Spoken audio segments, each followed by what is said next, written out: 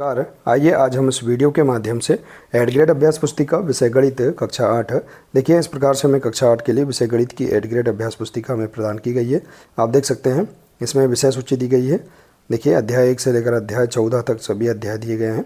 इन सभी अध्याय का संपूर्ण हल हम इस चैनल के माध्यम से आसानी से समझेंगे। तो आइए देखते हैं। देखिए इस वीडियो के माध्यम से अध्याय 14 परिशिष्ट गणित की वैकल्पिक विधियाँ। देखिए इसके सभी प्रश्नों के आंसर हम किस प्रकार से आसानी से पाठ्यपुस्तक से पूर्ण कर सकते हैं, कैसे हल कर सकते हैं, आइए हम समझते हैं। तो आइए देखते हैं। देखिए यदि आप इसी प्रकार से इसके आगे के अन्य विषय एवं सभी अध्याय का संपूर्ण हल आप समझना चाहते हैं तो आप हमारे इस चैनल से जुड़े रहिए और इस चैनल को सब्सक्राइब अवश्य कर लें। साथ ही बेल आइकन को प्रेस जरूर कर लें ताकि आने वाले नए वीडियो सबसे पहले आप तक पहुँचते रहेंगे। तो आइए देखते हैं परिशिष्ट गणित की वैकल्पिक विधियाँ। देखिए यहाँ पर पाठ के पूर्व की तैयारी दी गई है, आप इसे समझ सकते हैं। इसके आधार पर आप आसानी से प्रश्नों के आंसर हल कर सकते हैं।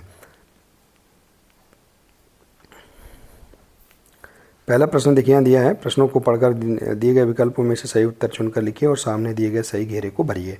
पहला प्रश्न है संख्या 9,12,673 के वर्ग घनमूल का इकाई का अंक होगा। तो यहाँ पर इकाई का अंक क्या होगा? 7 होगा। सी नंबर का इसका राइट आंसर है। इसके बाद प्रश्न दूसरा संख्या 43,356 के वर्गमूल का इकाई का अंक होगा 4 या 6 होगा। ए नंबर का राइट आंसर है। प्रश्न तीसरा है संख्या 7,403 का बीजांक होगा। तो इसका राइट आंसर है डी नंबर का 5 होगा इसका आंसर। इसके बाद है चौथा प्रश्न स्वामी भारती कृष्ण तीर्थ का जन्म किस राज्य में हुआ था? तो तमिलनाडु में हुआ था। इसका राइट आंसर है सी नंबर का। इसके बाद है सबसे छोटी रामानुजन संख्या है तो बी नंबर का 17,1729 इसका राइट आंसर है। तो इसके बाद है अगला प्रश्न। नीचे दिए गए प्रश्नों को हल कीजिए।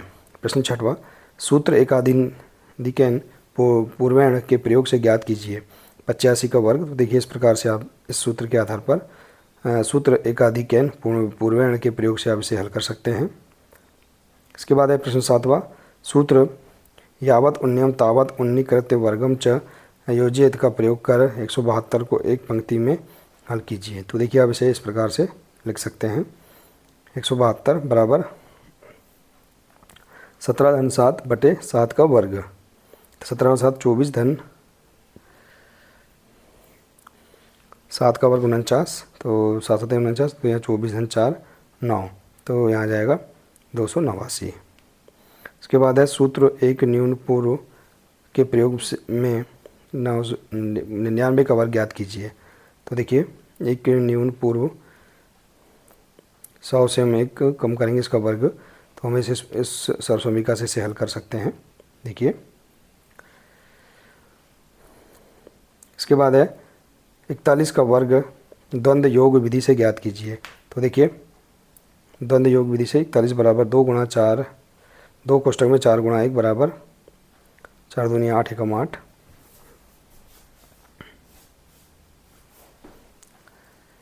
पहला चरण 41 के अंक समूह 4 41 और 1 4 का वर्ग 16 और 4 और 1 का 2 गुणा 4 गुणा 1 बराबर 8।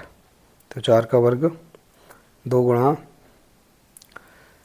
4 गुणा 1 और 1 का वर्ग। तो यहाँ जाएगा 4 चौके 16 4 दूनी 8 और 1 एकम 1 तो 1681 का आंसर आ जाएगा।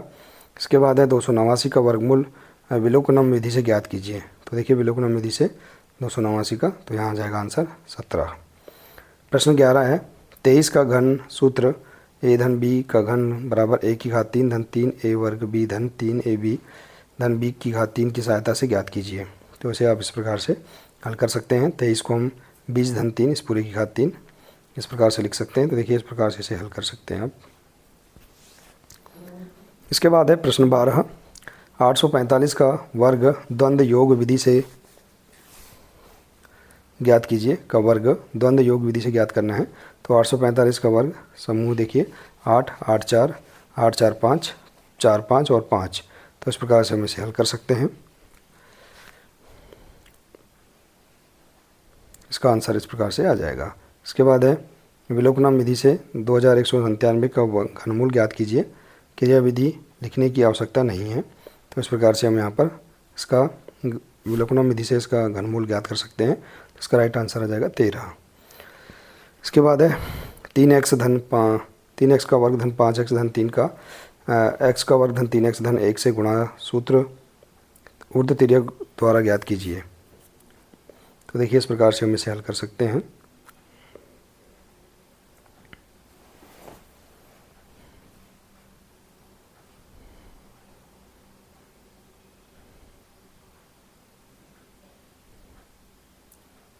इसके बाद देखिए अगला प्रश्न, प्रश्न 15, 996 की घात 3 को निखिलम सूत्र से हल कीजिए। तो देखिए इस प्रकार से निखिलम सूत्र, संख्या की घात 3 बराबर संख्या धन 2 गुणा विचलन, यहाँ आ जाएगा 3 गुणा विचलन का वर्ग और विचलन की घात 3। तो इस प्रकार से हम यहाँ पर मान रखकर इसे हल कर सकते हैं। देखिए तो इस प्रकार से देखिए हम इस अध्याय के सभी प्रश्नों के आंसर आसानी से हम इस प्रकार से पूर्ण कर सकते हैं।